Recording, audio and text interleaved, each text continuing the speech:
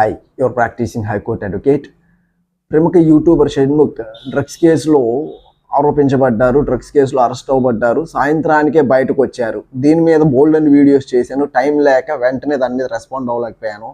చాలామంది ఈ వీడియోస్లో ఏం చెప్తున్నారంటే పొద్దున్న అరెస్ట్ అయ్యాడు, సాయంత్రానికి బయటకు వచ్చారు. వాళ్ళ అడ్వకేట్ ఎవరైతే ప్రముఖ అడ్వకేట్ కళ్యాణ్ దిలీప్ శుంకర్ గారు ఎవరైతే ఉన్నారో ఆయన చట్ట వ్యతిరేకి అన్నట్టుగా చాలా వీడియోలో నేను చూస్తున్నాను. బట్ కాకపోతే వాళ్ళకి చట్టాల మీద అవగాహన లేకపోవడం వల్ల అసలు ఇక్కడ ఏమి జరిగింది, ఇతనికి సెక్షన్ ఆఫ్ లా ఏది అప్లై అవుతుంది, ఎన్డీపీఎస్ యాక్ట్ గంజాయి కేసు అనగానే చాలా పెద్ద కేసు అని చెప్తున్నారు తప్ప అతని దగ్గర ఎంత దొరికింది, క్వాంటిటీ ఏంటి, ఏ పరిస్థితుల్లో ఉన్నాడు, ఎలా జరిగింది, అక్కడ time of search and seizure జరిగినప్పుడు ప్రాపర్ ప్రొసీజర్ కాంటెంప్లేట్ చేసిన ఎన్డీపీఎస్ యాక్ట్లో section 41 and 42 of the NDPS act follow అయ్యారా లేదా, ఇవన్నీ కంప్లై అవుతున్నాయా లేదా, ఇవన్నీ ఎవరు చెప్పట్లేదు. ఈ వీడియోలో షణ్ముఖ్ అరెస్ట్ అయ్యి సాయంత్రంకి బయటికి రావడానికి కారణాలు ఏంటి, ఏ సెక్షన్ ఆఫ్ లా అప్లై చేయడం వల్ల బయటకు వచ్చాడు, అంతేగాని ఎవరన్నా డబ్బులు కట్టి బయటకు వచ్చారా లేకపోతే ఇంకొక ఇన్ఫ్లుయెన్స్తో బయటకు వచ్చాడా అనే వాటి మీద మీకు డౌట్స్ క్లియర్ చేయడానికి చేస్తున్నానండి.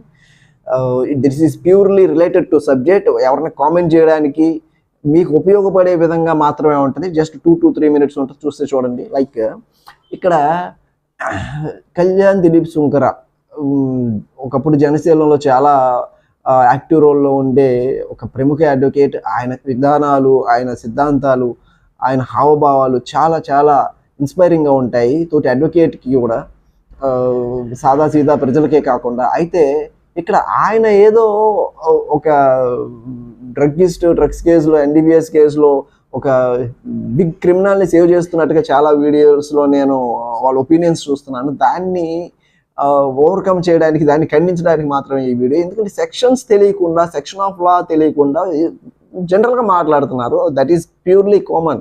ఒక లేమ్యాన్ మాట్లాడే మాటలు అలాగే ఉంటాయి. బట్ బీయింగ్ అన్ అడ్వకేట్ దాంట్లో ఏం జరిగింది, సెక్షన్ ఆఫ్ లా అతనికి షణ్ముఖ్ ఏది అప్లై అవుతుంది, ఆ సెక్షన్ ఆఫ్ లా ఏం చెప్తుంది, ప్రొసీజర్ ఫాలో అయ్యి అతన్ని రిలీజ్ చేశారా లేదా అన్న దాని మీద మీ డౌట్స్ నివృత్తి చేయడానికి ఈ వీడియో చేస్తున్నాను. అయితే పొసెసింగ్ అండ్ కన్జ్యూమింగ్ అతని దగ్గర దొరికింది 16 grams మాత్రమే. That is coming under the small quantity of the NDPS act. Small quantity అంటే గాంజాలో స్మాల్ క్వాంటిటీ అంటే 1 kg ఆర్ 1 kg కన్నా బిలో ఉంటే, కమర్షియల్ క్వాంటిటీ 20 kgs కన్నా అబోవ్ ఉంటే.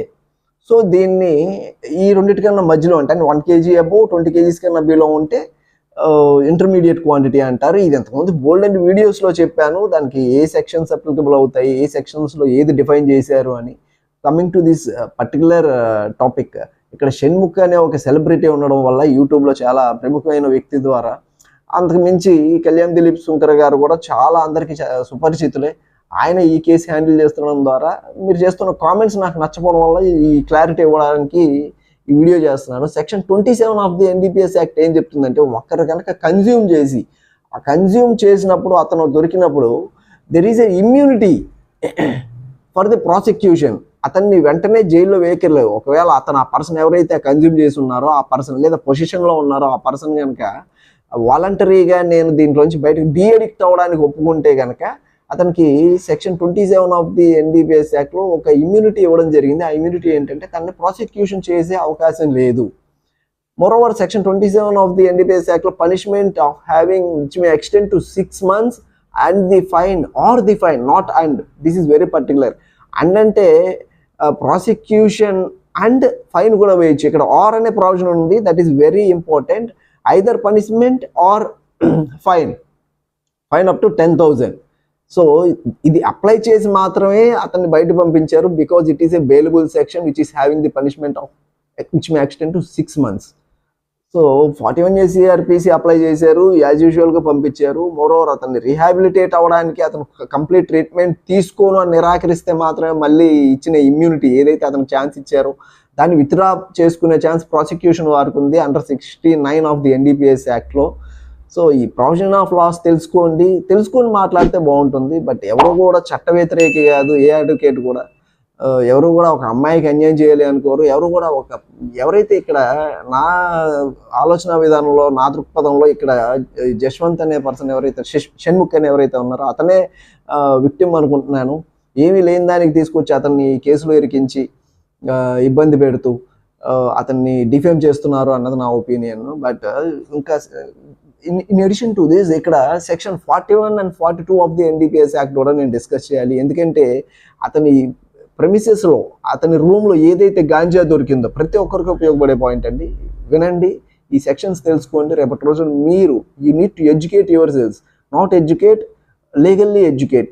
లీగల్లీ లిటరేట్ అయితే రేపటి రోజున మీరు ఇలాంటి సందర్భాల్లోకి వచ్చినప్పుడు మీరు you have to question the concern authorities whether you are following these provisions or not అనేది. Section 41, 42 of the NDPS act ఏం చెప్తుంది అంటే ఈ సెర్చ్ అండ్ సీజర్ అనేది ఏదైతే ఒక కాంట్రాబ్యాండ్, ఏదైతే ఒక డ్రగ్, ఏదైతే ఒక గాంజా ఉందో దాన్ని సెర్చ్ చేసేటప్పుడు, సీజర్ చేసేటప్పుడు ఆ పర్సనల్ సెర్చ్ చేయాలన్నా, రూమ్ సెర్చ్ చేయాలన్నా, ప్రెమిసెస్ సెర్చ్ చేయాలన్నా ఆ కన్సర్న్ ఆఫీసర్కి he needs and gazetted, he must be a gazetted officer and he needs to be authorised by the concern magistrate.